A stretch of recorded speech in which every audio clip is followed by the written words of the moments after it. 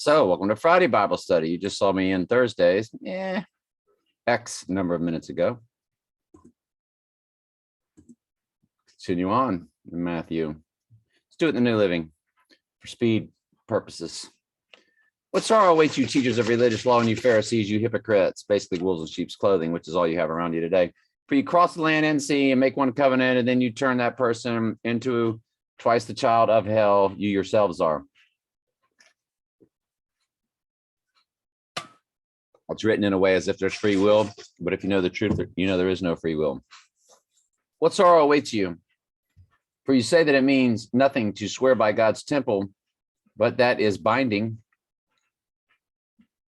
To swear by the gold in the temple. Blind fools, which is more important, the gold or the temple that makes the gold sacred?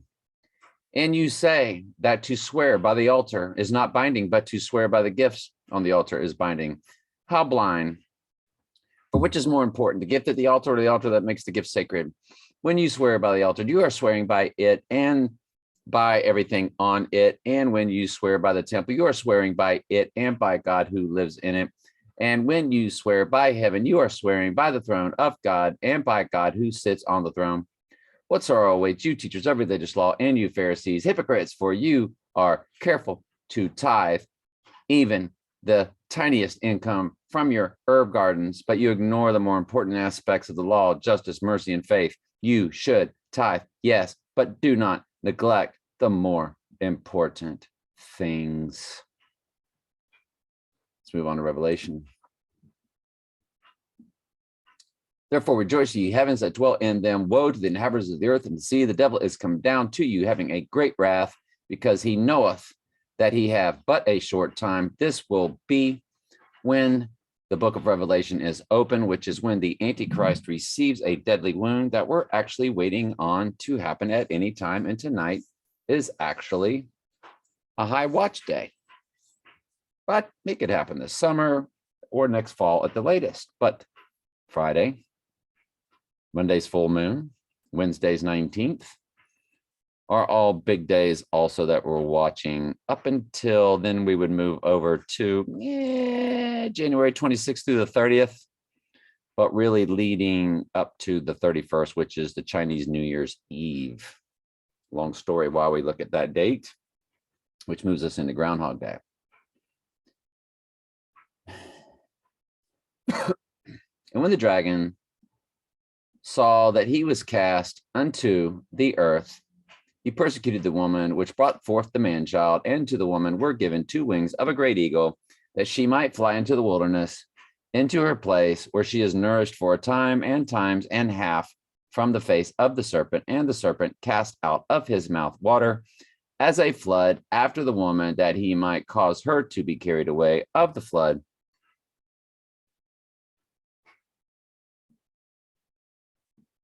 And the earth helped the woman, and the earth opened her mouth and swallowed up the flood, which the dragon cast out of his mouth. And the dragon he wroth with the woman, and went to make war with the remnant of her seed, which kept the commandments of God and the testimony of Jesus Christ.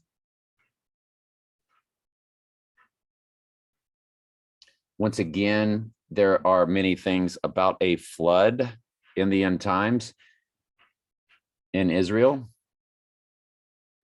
And I believe that the remnant is set apart and moved. These are very supernatural times when the Antichrist is seemingly returned from the dead, and for God will send them all goats, a strong delusion that they will believe a lie that he did rise from the dead, and they will worship the image of the beast, and the demonic entities will enter into all goats and use the human body as an avatar and start killing sheep. It's so supernatural at that point, that supernatural things that they can do, God is also doing, and I think he will remove the bloodline and place them safely and feed them like he did in the desert.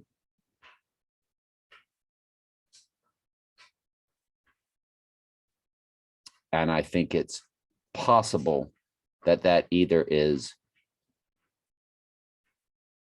the entire church or just the bloodline remnant would be my first choice.